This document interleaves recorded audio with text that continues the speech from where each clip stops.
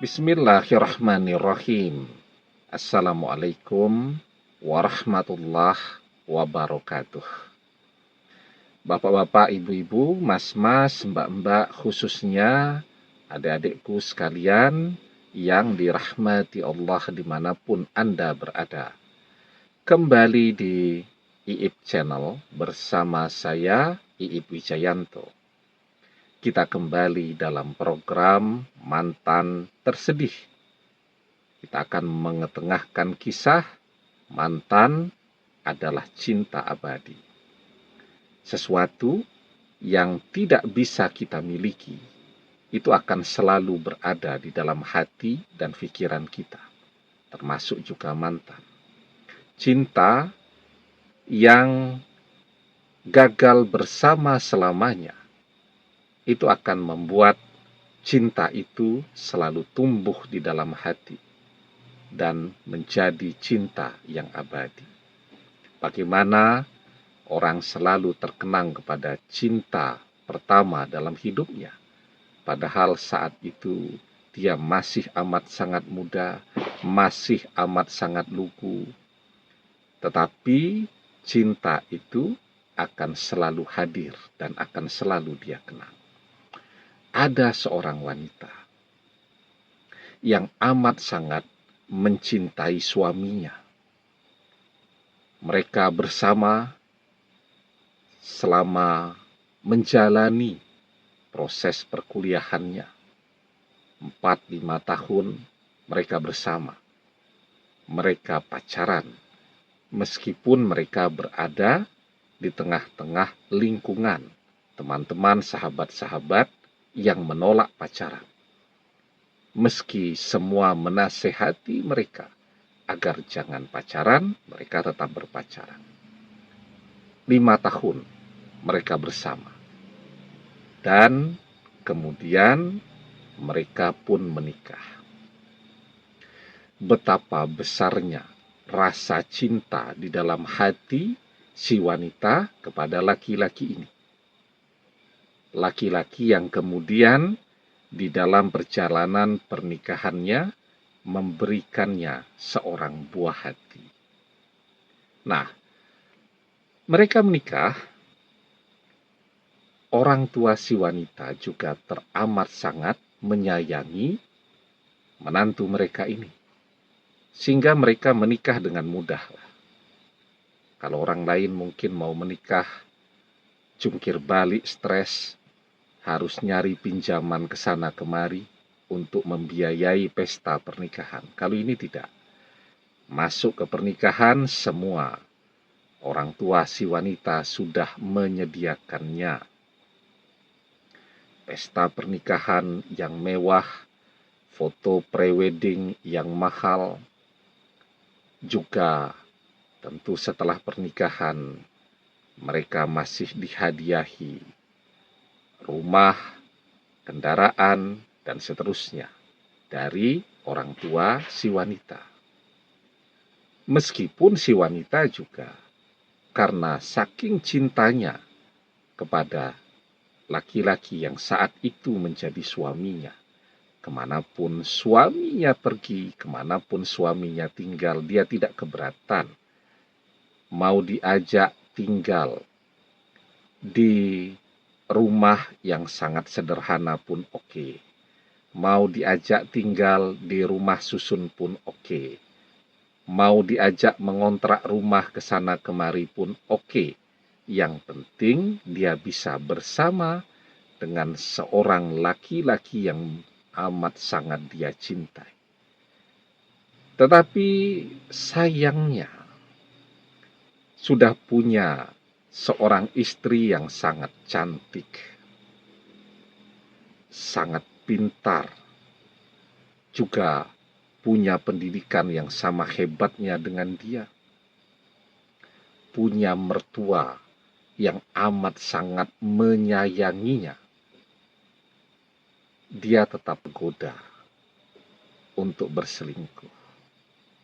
Ya. Jadi setelah pernikahan,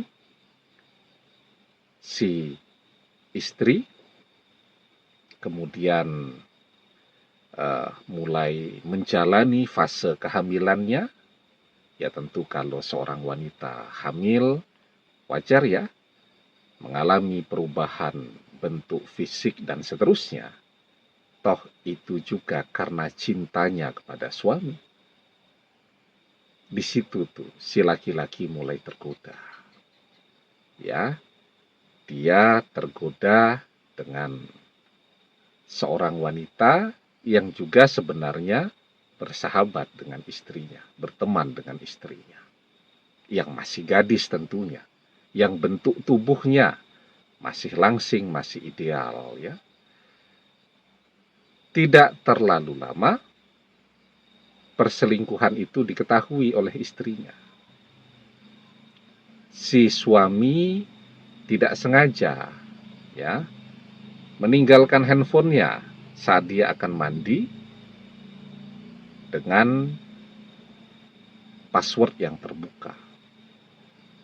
Dibacalah semua chatting-chatting itu dan istrinya tahu kalau suaminya sekarang berselingkuh. Dan yang lebih menyakitkan lagi, perselingkuhan itu dengan teman sahabat yang dia kenal sejak saat masih sama-sama kuliah dulu. Istrinya ini masih berusaha untuk bersabar berbulan-bulan. Karena apa? Karena sayang dan cinta kepada sang suami. Padahal sang suami ini sudah hidupnya enak banget tuh.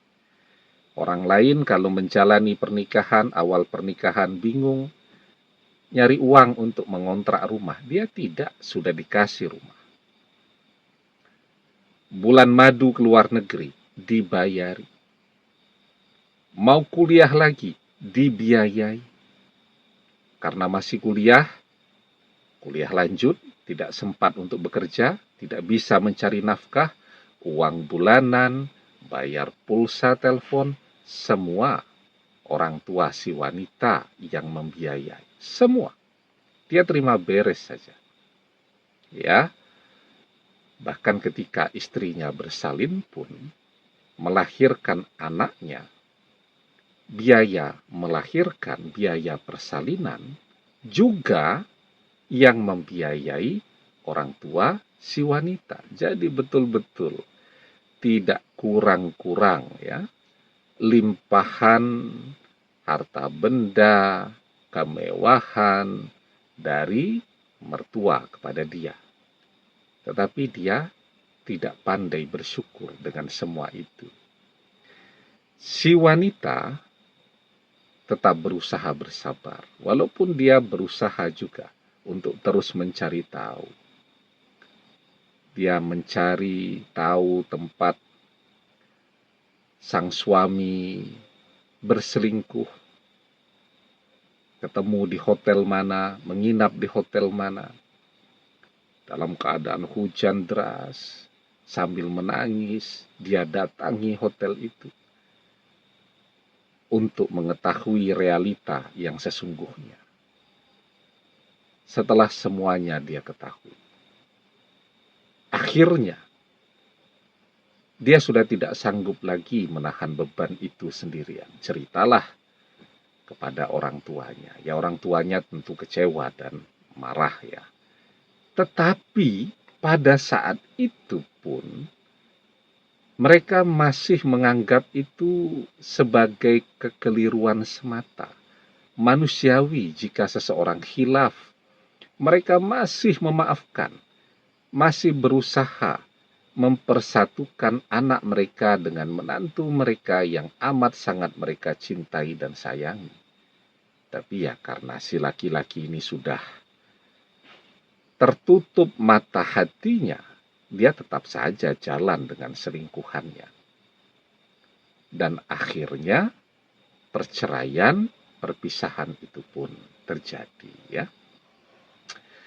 Apa yang wanita ini lakukan sebagai usahanya untuk bisa segera move on dan melupakan mantan suaminya tadi?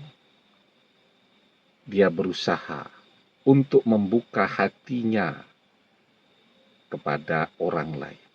Ketemulah dia dengan seorang laki-laki yang sebenarnya ini adalah jawaban dari doa-doanya. Dia berdoa jika yang terbaik adalah suaminya atau mantan suaminya karena sudah bercerai. Dia memohon agar diberikan jalan dan kemudahan agar sang suami sadar untuk kembali kepada dia dan anak mereka. Tapi ternyata sang suami tambah menjadi-jadi dengan selingkuhannya. Dan dia juga berdoa jika yang terbaik bukan mantan suaminya, maka dia memohon agar dia dipertemukan dengan seorang laki-laki yang baik, laki-laki yang saleh, laki-laki yang mencintai dan menyayanginya. Ketemulah dia dengan seorang laki-laki. Diawali dari curhat. Ya, lama-lama si laki-laki ini dari mendengarkan curhat jadi bersimpati. Jadi jatuh cinta kepada si wanita tadi. Ya, singkat kata mereka menikah. Walaupun pernikahannya secara siri. Karena si laki-laki ini ternyata masih punya anak istri juga. Si wanita sekarang menjadi istri kedua. Harapannya tadi, kalau ada orang lain, maka dia akan bisa melupakan mantan suaminya. Apalagi ini kan pernikahan siri. Beda dengan pernikahan resmi yang bercerainya susah. Kalau pernikahan siri, dia cukup bilang dia tidak kenal, dia tidak mengakui suaminya, tidak ada satu orang pun kan yang akan mengakui si laki-laki sebagai seorang suami. Ya. Nah, tetapi apa yang dia rasakan ketika dia bersama dengan laki-laki ini? Hatinya tetap terasa hampa. Pikirannya tetap tertuju kepada mantan suaminya. Walaupun secara fisik pada saat itu dia bersama dengan suaminya yang sekarang.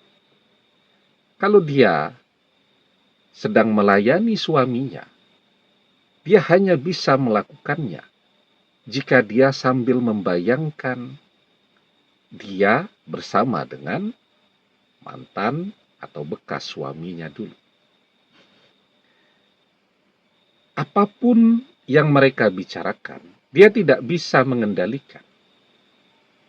Dia akan selalu kembali kepada pembicaraan, kepada kenangan bersama bekas suaminya dulu. Dan itu kan memang tanda cinta. Karena orang yang mencintai, karena cinta itu, orang yang dicintai itu selalu ada di dalam hati dan pikirannya, maka dia akan selalu membicarakan orang yang ia cintai itu. Man ahabba syai'an aksyaru zikrihi. Barang siapa yang mencintai seseorang, pastilah ia akan selalu menyebut-nyebut orang yang ia cintai itu. Nah, apa yang terjadi dengan pernikahan mereka? Si wanita tidak pernah bisa mencintai suaminya yang sekarang. Walaupun dalam perjalanannya dia selalu menekan si laki-laki, seperti memaksa si laki-laki untuk menceraikan istri pertamanya. Dan seterusnya, si laki-laki ini saking cintanya kepada wanita ini, perceraian dengan istri pertamanya pun terjadi. Artinya sekarang dia adalah satu-satunya istri kan. Tapi ternyata setelah si laki-laki ini sendiri, dia tetap tidak bisa mencintai laki-laki. Yang terjadi kemudian adalah pertengkaran, dan pertengkaran. Ya, yang berujung dengan perceraian. Ketika si laki-laki ini dalam keadaan yang sangat tidak berdaya, dia dipaksa untuk menceraikan istri yang dia cintai ini, yang bahkan dia sudah berkorban seluruh tabungannya, bahkan dia sudah berkorban menceraikan istri pertamanya, dan itu harus dia jalani. Jadi dia terpaksa, bahkan dalam 1 bulan harus kehilangan 2 orang istri. Istri pertamanya dia ceraikan, dan istri keduanya dia dipaksa juga untuk menceraikannya oleh mertuanya, yang entah dari mana tahu jika mereka sudah menikah. Jadi si wanita ini sampai kapanpun dan dengan siapapun kemudian dia bertemu, dia bersama, bahkan mungkin dia menikah lagi, dia tidak akan pernah bisa melupakan mantan suaminya terdahulu. Karena itu adalah cinta sejatinya, itu adalah cinta abadinya. Yang paling kasihan adalah suami keduanya. Dia cuma jadi korban saja. Uangnya habis, dia dimanfaatkan, dan dia dipaksa menceraikan istri tercintanya. Walaupun dia berusaha menjelaskan kepada si wanita bahwa seorang laki-laki, seorang suami yang dipaksa menceraikan, tidak ada perceraian di sana, tidak jatuh talaknya. La talak wala ataka fi ghalak. Tidak ada atau tidak jatuh talaknya dan tidak dianggap merdeka jika dipaksa, atau seorang suami dipaksa untuk menceraikan istrinya. Tapi si wanita ini tidak peduli lagi. Toh dia memang tidak merasakan getaran cinta apapun kepada si laki-laki. Kemudian dia menikah lagi dengan laki-laki lain, dan laki-laki ini menjadi orang yang paling merana. Tapi bagaimana hatinya? Ya si wanita ini tetap berada di dalam kenangan, bayang-bayang, bahkan mimpi-mimpi untuk bisa kembali dengan cinta sejatinya, dengan suami pertamanya yang sekarang sudah jadi bekas suaminya dan mungkin juga sudah menikah dengan wanita lain. Jadi mantan yang amat sangat dicintai, tapi tidak pernah bisa dimiliki, itu akan selamanya menjadi cinta abadi. Seperti yang dirasakan oleh si wanita tadi. Sekuat apapun dia berusaha untuk melupakan, termasuk dengan cara mencari pengganti mantannya, dia tetap tidak bisa. Fisiknya bisa bersama orang lain, tetapi hati dan pikirannya akan tetap bersama dengan mantan suaminya, meski dia pernah dikhianati, meski dia pernah ditinggalkan, meski dia pernah dicampakkan.